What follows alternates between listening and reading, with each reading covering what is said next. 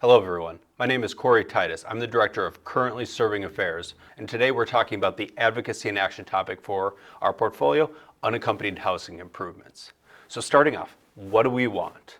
Our ask is simple. We want to require the DoD to publicly share their annual conditions report on unaccompanied housing facilities. While each of you knows what unaccompanied housing is, you can't really rely on all the lawmakers in their offices to understand it. So start off with the basics. Unaccompanied housing, often known as barracks or dormitories, is where junior service members stay when they get to their first or second duty stations generally. Almost 500,000 service members live in unaccompanied housing.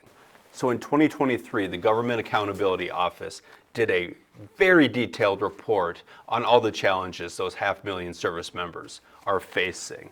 And you can really bin them into three categories. First, there's a $137 billion backlog in maintenance. Second, the facilities are not meeting DoD standards, whether that be for privacy, security, or just overall health and wellness. And then last of all, there's a lack of transparency. It wasn't clear how much money is actually going into the barracks. When you're talking about the maintenance backlog, we were at war. That's the reason why $137 billion of maintenance was deferred.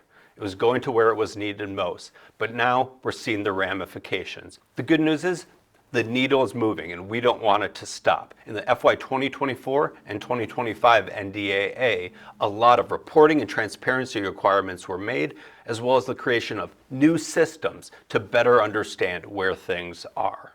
The reason why unaccompanied housing is so critical is because it's not just about where somebody lives, it's a recruiting and retention issue as well. This is the first thing a brand new recruit, once they arrive at their first duty station, is going to be seeing. And they're sending those pictures home to family and friends. And is that the impression we want of the military?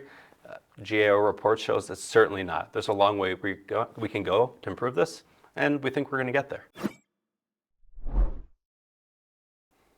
Time is always tight on the Hill, and you may only have a few minutes to get the message across. Here's what it sounds like if you're giving the quick elevator pitch. Nearly 500,000 troops live in unaccompanied housing, and as media and government reports show, there is drastic need for improvement. Congress required DoD to produce conditions reports annually, along with get well plans, but the information is not publicly available.